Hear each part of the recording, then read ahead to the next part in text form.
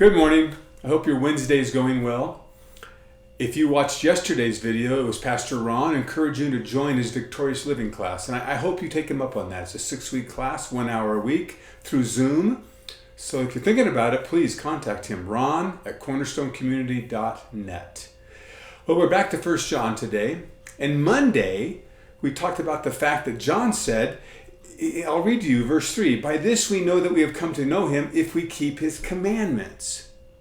And he was really very direct, very black and white, very stark on the fact that if you don't keep his commandments, you can't claim to know him. You're a liar.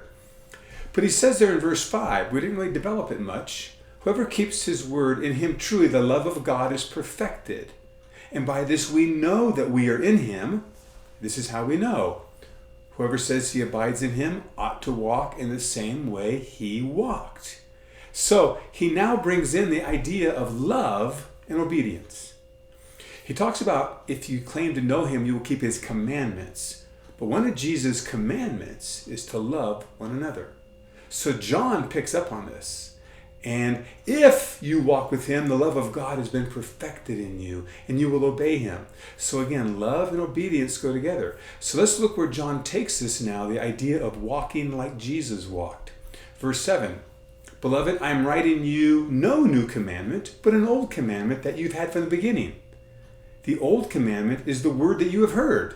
At the same time, it is a new commandment that I'm writing to you, which is true in him and in you, because the darkness is passing away and the true light is already shining. Whoever says he is in the light and hates his brother is still in the darkness. Whoever loves his brother abides in the light, and in him there is no cause for stumbling.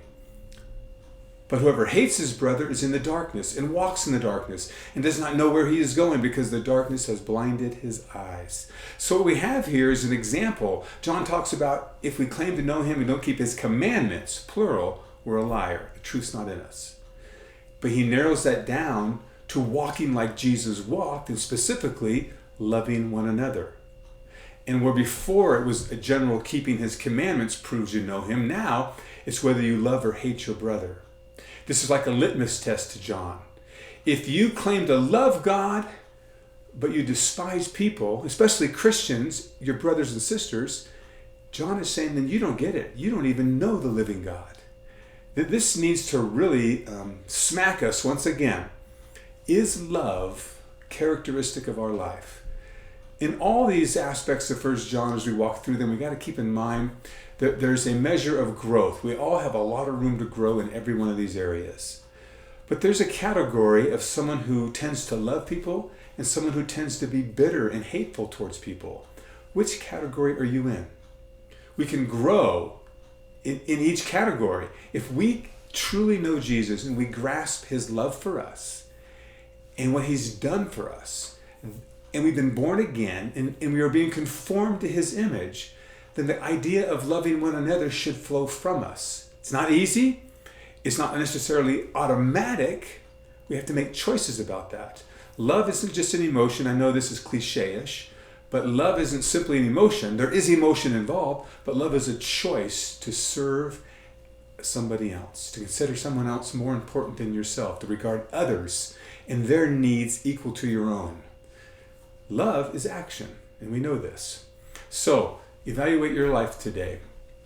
Would you be described as someone who loves his brother, loves his sister? Or would you be described as someone who holds grudges, who writes people off when they offend you? There's a difference between love and hate. Hate seems like a strong word, but John is typical of the whole book. There's black and white. There's 1 + 1 = 2. There's not much gray area in this book. Either you're a lover or you're a hater. What would you be described as? And I certainly hope that we understand what's been done for us, the depth of love God has for us, the depths of love that Jesus expressed in the cross for us, that we too then would turn around and express the same thing to one another. Give it some thought today. Pray about it. Talk to him about it. And we'll talk to you tomorrow as we keep moving forward in 1 John.